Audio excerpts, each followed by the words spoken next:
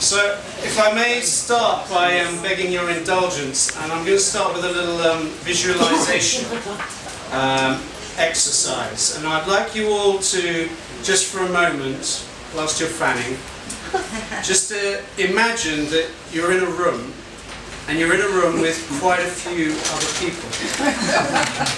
And in this room where you're with a few other people, it's quite warm. And worse than that, there's somebody talking at you, you don't know who they are, you don't recognise them, and you just, in the visualisation, you just walk out of the room. And outside there's this beautiful garden, and it's cool, and there's a stream, and let's have a fountain as well, innocently tinkling away. And under a shady tree, there's a man reading a book to his granddaughter. And you stop and you look at this scene, and it gives you a sense of déjà vu. And I'd like in your mind now to go back to when you were a child and recall, if you can, a book from your childhood that had an effect on you, something about the way it looked, or the story, or the person who gave it to you, or read it to you, or did you find it, did you steal it from your parents' bookshelf? What were the characters? Why does this book come back? Maybe decades on, but just like this in these few moments, maybe it's come back. So if you can all think of a book there for a moment, and we'll come back to why that's important. So, I'm Jason Beacon, and I have a small press called Gorilla. I'm also a writer and an editor, as I started, in journalism and in editing. And what Gorilla does is we find writers.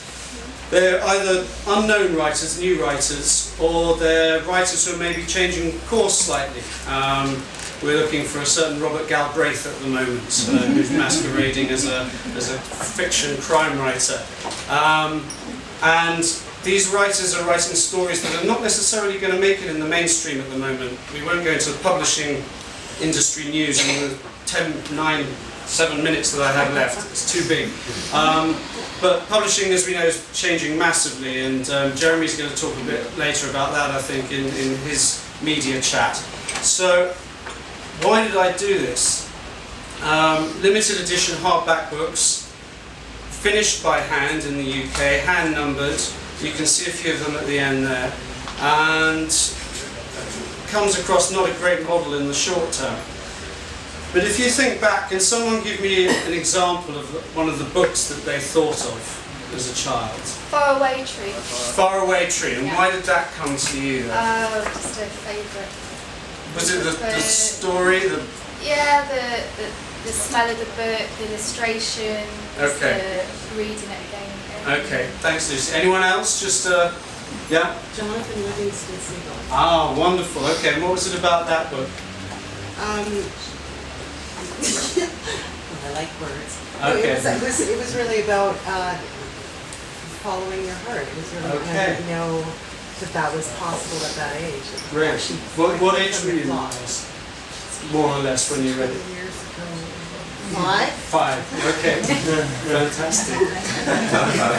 This is an important thing. We've had a couple of things there. Why did I start publishing like this? My memory is of, in my visualization that I just did on the spot just then, going back to my own grandfather reading to me from Rudyard Kipling's The Just-So Stories. I'm sure many of you are familiar with those. And I remember there was an element of ritual that, you know, I'd get cleaned up by Granny and we'd, you know, get in my little dressing gown and sit on the sofa.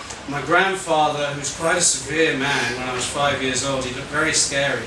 But he'd come in and he'd pick this book out of this bookshelf, and it was a beautiful first edition. I'm sad to think that it's gone now from the family. It's probably worth a fortune, but it was this illustrated version, you know, with a crocodile pulling the elephant's nose, how the elephant got his trunk. And I remember these stories, they're what we call origin stories, you know, how the leopard got his spots, how the whale got his throat, the cat that walked by itself. And Kipling was writing recently after Darwin had published Origin of Species. And I thought this, you know, later on, of course, revisiting, I thought this guy was playing with this, you know, a couple of thousand years of religion just being turned on its head. And here is Kipling just poking fun. And it didn't detract in any way from my appreciation or later love of science and quantum theory and all that sort of thing. So I love the fact that this was a book that really spoke to me, that childish part of me, with the visual elements, with the illustrations, and the thought of an interaction where there was a ritual and a man reading this to me. And that's what I think is important. The screens are all very well, and we use them day in and day out, but with a book, you have a one-on-one relationship. It's like meeting one friend in a bar, as opposed to everyone cramming into a room and getting piecemeal of bits and pieces of philosophy. Because there's no other distraction. The book has one story. Now that one story is many stories combined, but it's still you and the book. And I sort of use the analogy also of, if you have a good wine, sometimes, if there's nothing else at hand, you put it in a plastic cup, you're moving house, there's nothing else, you get a plastic cup and you drink the fine wine and you have a laugh, and the next day you use it for coffee and maybe cleaning your paintbrushes if you're decorating. But if you go to a restaurant and you order a really fine wine, you pay £50 for a bottle of wine, and you get it in a plastic cup, you're going to wonder there's a mismatch here. So I think stories that are worth something are worth presenting beautifully, and that's why we do these books in this manner. The challenges are many. Being a small publisher, there's many opportunities. The great thing about this digital revolution, of course, is you can put the word out, people can find you anywhere, but then they've got to find you amongst many millions of other people doing the same thing.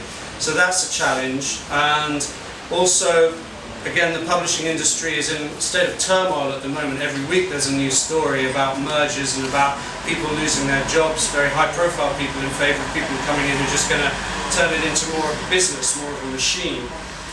I think that's an opportunity for small publishers. There are a lot of independent presses growing up at the moment, and I hope they last, because if we can find our audience, then we'll get a loyal audience, and once they realise that these stories have some value, have some agent in it, which I talk about these stories as having some agent of change within them.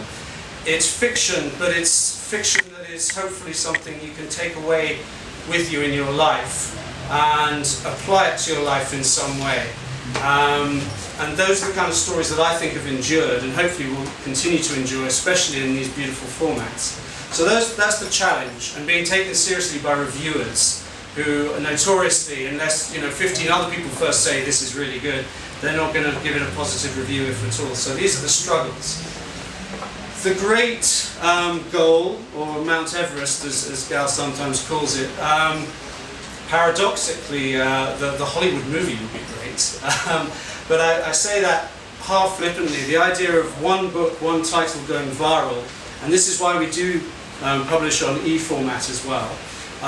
We're not Luddites, we're not anti-digital.